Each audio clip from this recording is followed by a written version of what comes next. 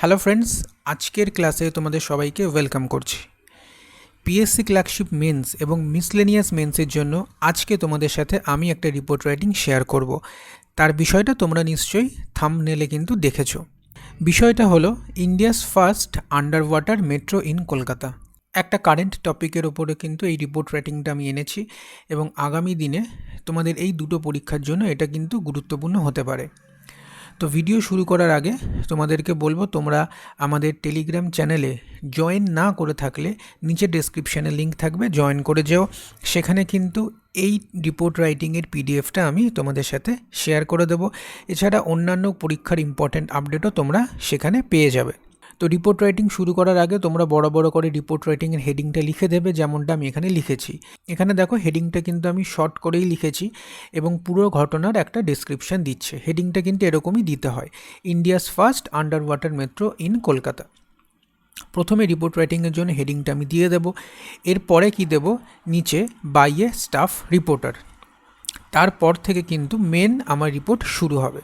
রিপোর্টের যে ফার্স্ট প্যারাগ্রাফটা হবে সেটা কিন্তু ইন্ট্রোডাকশন হবে এবং সেখানে 5W রুল আমরা ফলো করব।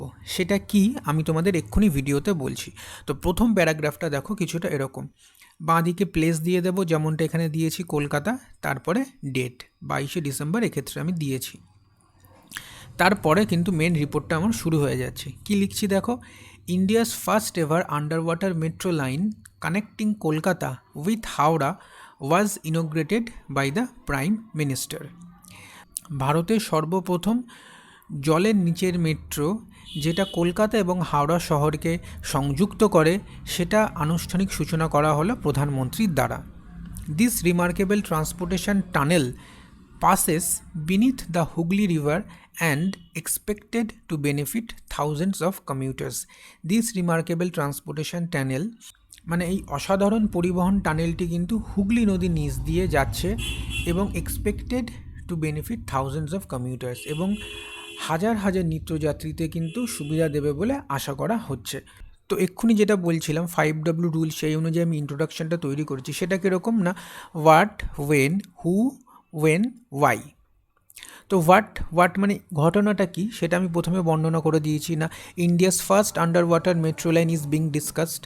তো এখানে কিন্তু ইন্ডিয়ার প্রথম যে জলের তলা দিয়ে মেট্রো লাইন হয়েছে সেটা আমি ফার্স্ট প্যারাগ্রাফে বলে দিয়েছি। হোয়ার কোথায় হয়েছে না, কলকাতাতে হয়েছে এবং এটা কলকাতা এবং হাওড়াতে কানেক্ট করছে সেটা বলেছি, এবং এটা হুগলি নদীর নিচ দিয়ে যাচ্ছে সেটাও বলেছি। এটাকে কে ইনোগ্রেট করলো না, প্রাইম মিনিস্টার। ওয়েন কখন, এখানে ইনোগ্রেশনের আমি ডেট মেনশন করিনি, তবে ইনোগ্রেশনটাই কিন্তু ওয়েন বা একটা কি ইভেন্টকে বর্ণনা করে। ওয়াই না, এটা কি করবে, এর ফলে থাউজেন্ডস অফ কমিউটার্স, যারা প্রতিদিনের যে নিত্যযাত্রীরা রয়েছে তাদেরকে কিন্তু খুব উপকৃত করবে। তো 5W রুল ফলো করে কিন্তু আমি ইন্ট্রোডাকশন পার্টটা করলাম, যেটা রিপোর্ট রাইটিংয়ের ক্ষেত্রে খুব গুরুত্বপূর্ণ। এরপরে আমরা আস্তে আস্তে মেন বডি এবং কনক্লুশনের দিকে যাব। তো এখান থেকে কিন্তু এবারে মেন বডিটা শুরু হচ্ছে। এবারে মেট্রো লাইনের বর্ণনাটা, মানে কোথা থেকে মেট্রো লাইন হয়েছে, কত কিলোমিটার, ইত্যাদি ইত্যাদি জিনিসগুলো কিন্তু মেনশন করে দেবো। সেটা কীরকম দেখো, the green line is a rapid transit metro line of Kolkata metro in Kolkata West Bengal. Green line হচ্ছে র্যাপিড ট্রানজিট মেট্রো লাইন, মানে দ্রুত গতি সম্পন্ন একটা মেট্রো লাইন, যেটা কলকাতা মেট্রোর একটি অন্যতম মেট্রো লাইন এবং এটা পশ্চিমবঙ্গে অবস্থিত।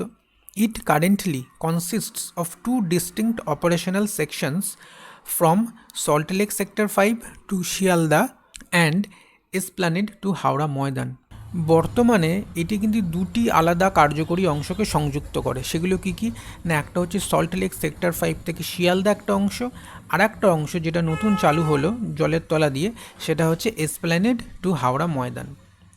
The corridor, once fully commissioned, will connect important areas like Howrah Shialda Sector 5.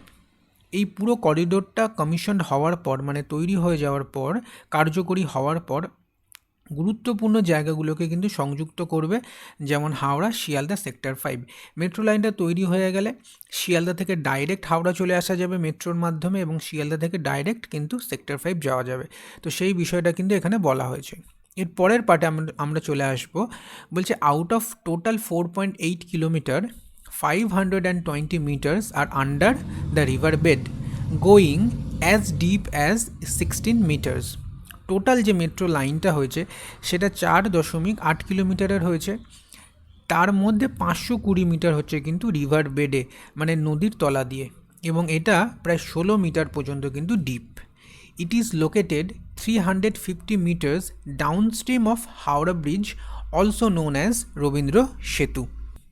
এটি হাওড়া ব্রিজ, যেটাকে আমরা রবীন্দ্র সেতু বলেও চিনি, তার 350 মিটার ডাউনস্ট্রিম, মানে নিচের দিকে রয়েছে। A little after Mohakaran station, the metro will enter the deepest point of the tunnel illuminated with blue light. A little after Mohakaran station, মহাকরণ স্টেশনের কিছুক্ষণ পরেই the metro will enter the deepest point, metro কিন্তু তার গভীরতম কেন্দ্রে পৌঁছাবে of the টানেলে illuminated with blue light, যেটাকে কিন্তু নীল আলো দ্বারা সজ্জিত করা হয়েছে। It is a big step for Kolkata's transport system. এটি কলকাতার পরিবহন ব্যবস্থার জন্য একটি বড় পদক্ষেপ। This metro will make travelling between Kolkata and Howrah faster and easier. এই মেট্রো লাইন চালু হওয়ার পর কলকাতা এবং হাওড়ার মধ্যে যে যাতায়াত ব্যবস্থা রয়েছে সেটাকে আরও দ্রুত করবে এবং সহজতর করবে। ইট is a great example of modern engineering. এটা মডার্ন ইঞ্জিনিয়ারিংয়ের একটা সর্বোচ্চ বা উৎকৃষ্ট উদাহরণ, and shows how India is moving forward with better and greener ways to travel. এবং এটি দেখায় যে ভারত কিভাবে পরিবেশ বান্ধব পরিবহনের দিকে দ্রুত গতিতে এগোচ্ছে। তো এই হচ্ছে ছোট্ট একটা রিপোর্ট রাইটিং। এটার ওয়ার্ড কাউন্ট কিন্তু 186টা মতন ওয়ার্ড কাউন্ট হয়েছে, যেটা পিএসসি ক্লার্কশিপের জন্য তো উপযুক্ত। মিসলেনিয়াসের জন্য আরেকটু বড় হলে ভালো হতো, তবে দুটো পরীক্ষার জন্যই কিন্তু এটা কার্যকরী হতে পারে। তো এটা তোমাদের সামনে আমি তুলে ধরলাম, এবং বিভিন্ন নিউজ পেপার ঘেটে আর্টিকেল পড়ে আমি এটা তৈরি করেছি। তোমাদের যদি ভালো লেগে থাকে অবশ্যই লাইক করো এবং বন্ধুদের সাথে শেয়ার করো। এছাড়া যদি কোথাও কোনো ডাউট থাকে, কোনো কোয়ারিজ থাকে, আমাকে কিন্তু কমেন্ট করে জানিও। আর একটা জিনিস তোমাদেরকে বলি, তোমরা যদি রিপোর্ট রাইটিং নিয়ে কিছু টিপস এবং কিভাবে রিপোর্ট লিখবে ইত্যাদি জিনিসগুলো জানতে চাও, সেটাও আমাকে কমেন্ট করে জানিও। আমি সেটা কিন্তু তোমাদেরকে ভিডিওর মাধ্যমে জানিয়ে দেব।